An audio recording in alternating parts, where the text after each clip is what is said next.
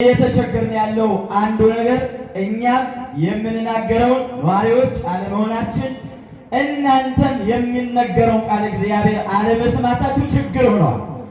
ስለዚህ እባካችሁ እናንተም ቤተክርስቲያን ስትመጡ አንደኛውና ዋነኛው ቁም ነገር ለመማር አስበን እንምጣ። እኛም ደግሞ የምንናገረውን ቃል በሕይወት የምንኖረው እንድንሆን ማን ይርዳል? ኧረ መልሱኝ በማለት ማን ይርዳል? የመልአኩ ቅዱስ ገብርኤል አማላጅነቱ በረከቱ ከሁላችን ጋር ይሁን። እንደ እግዚአብሔር መልካም ፈቃድ በዚህ ሰዓት የምትጸልዩ ሰዎች ትክክል ናችሁ? ቤተክርስቲያን የእያንዳንዱ አገልግሎት ጊዜ ሰዓት አለው የለው? ለምሳሌ በዚህ ሰዓት ማህሌት እንቆማለን? አንቆምም። ሰዓታት እንቆማለን? አንቆምም። ኪዳን እናደርሳለን? አይሆንም። የእያንዳንዱ የራሱ የሆነ የተመደበለት ሰዓት አለው አይደለ? ስለዚህ አሁን ሰዓት የማንን ቃል የምንሰማበት ነው? ይኸውላችሁ ማህሌቱ ስንቆም፣ ሰዓታቱ ስንቆም፣ ኪዳኑ ሲደረስ፣ ቅዳሴው ሲቀደስ እኛ እንናገራለን። ማን ሲሰማን ቆይቷል? ንገሩኝ። ይኸውላችሁ ማን ሲሰማን ቆይቷል? እግዚአብሔር። በጣም ጥሩ። ወንጌል በሚነገርበት ሰዓት ደግሞ የሚናገረው ማን ነው? ስለዚህ ማን መስማት አለበት? አሁን በእኛ ዘመን አንዱ ችግር ሁላችን ተናጋሪዎች ስለሆነ ነው። አድማጭ የለም። ይህ ነው ትልቁ ችግር። በዚህ ዓለም ከእግዚአብሔር ጋር ያለውን ነገር እንተውና ከሰው ጋር እንኳን ተስማምቶ ለመኖር መናገርም መስማትም የግድ ይላል። ችግራችን በአንደበታችን እንገልጻለን አይደለም እንዴ? ነገር ግን የሰዎችን ደግሞ ለመረዳት መስማት መቻል አለብን። ለዚህ ነው መጽሐፍ ለመናገር የዘገየ ለመስማት ግን የፈጠንከውን ይላል።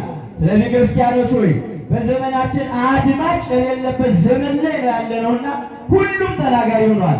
አድማጮች ሰሚዎች እንድንሆን ማን ይርዳል? እንደ እግዚአብሔር መልካም ፈቃድ የሉቃስ ወንጌል ምዕራፍ 24 ቁጥር 48 ላይ ባለው ኃይለ ቃል መነሻ አድርገን እንቆያለን። አስተማሪ እግዚአብሔር ነው። መካሪ እግዚአብሔር ነው። በለመድነው በኩል ሳይሆን በሚያስፈልገን በኩል ማን ይናገረን? ማን ይምከረን? ስለዚህ ሐሳብ ልቦናችሁ እንድትከፍቱ ከወዲሁ መልእክቴ ነው። ኃይለ ቃሉ እንዲህ ይላል፣ እናንተም ለዚህ ነገር ምስክሮች ናችሁ ይላል። እስቲ ይህን ቃል አብረን በለው። እናንተም ለዚህ ነገር በእርሱ ምስክሮች ናችሁ። የሉቃስ ወንጌል ምዕራፍ 24 ቁጥር 48 ላይ የሚገኝ ኃይለ ቃል ነው። የዚህ ትምህርት መሰረታዊ ዓላማ በቤተ ክርስቲያናችን በተለይ በአዲስ ኪዳን ዶክትሪን የሚባሉ ነገሮችን ለይቶ ማወቅ ነው። በሥርዓተ ቅዳሴው ላይ እንዲህ እንላለን፣ ንዜኑ ሞተከ እግዚኦ፣ አቤቱ ሞትህን እንናገራለን፣ እናምናለን፣ እናሳምናለን። ወትንሣኤከ ቅድስተ፣ የታመነች ንጽሕት የሆነች እነሆ ትንሣኤንም ደግሞ እናምናለን። ወትንሣኤከ ቅድስተ ነአምን ዕርገተከ፣ እነሆ መነሳት ብቻ አይደለም ወደ ላይ ወደ ሰማይ ከፍ ከፍ ማለትን ማድረግህን እናምናለን። ወዳግመ ምጽአተከ፣ ድጋሜም ለፍርድ እንደምትመጣ እናምናለን እንላለን።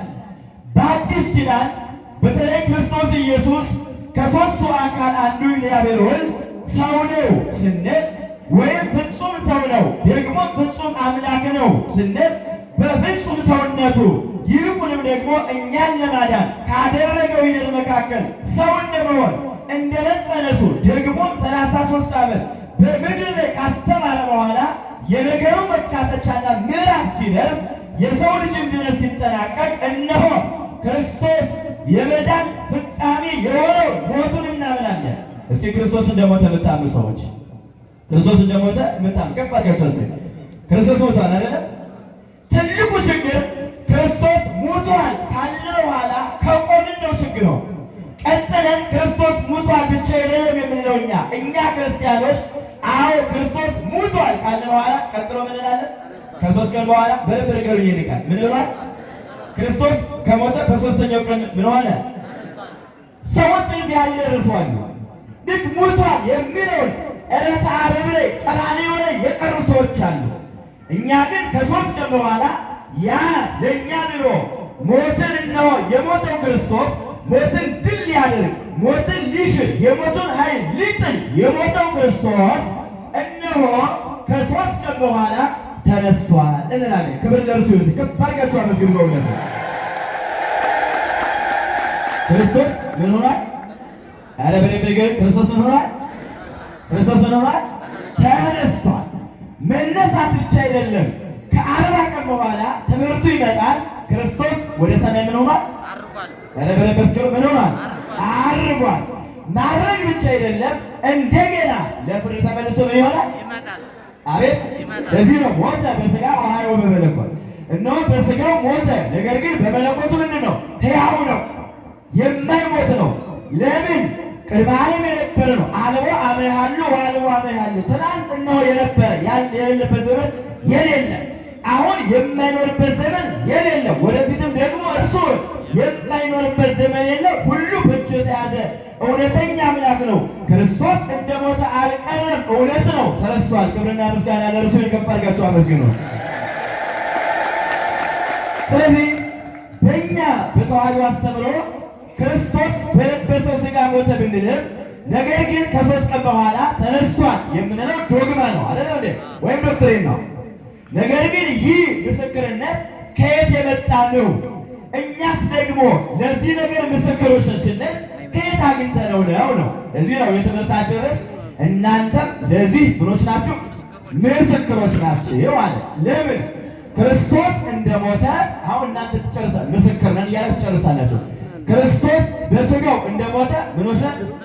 ከፈርጋችሁ በሏ። ክርስቶስ በሥጋው እንደሞተ ምኖች ነን? ክርስቶስ ከሙታን መካከል ሕያው ሆኖ እንደተነሳ ምኖች ነን? ክርስቶስ እንዳረገ ምኖች ነን? ክርስቶስ ለፍርድ እንደሚመጣ ምኖች ነን? ይሄንን ማወቅ ነው።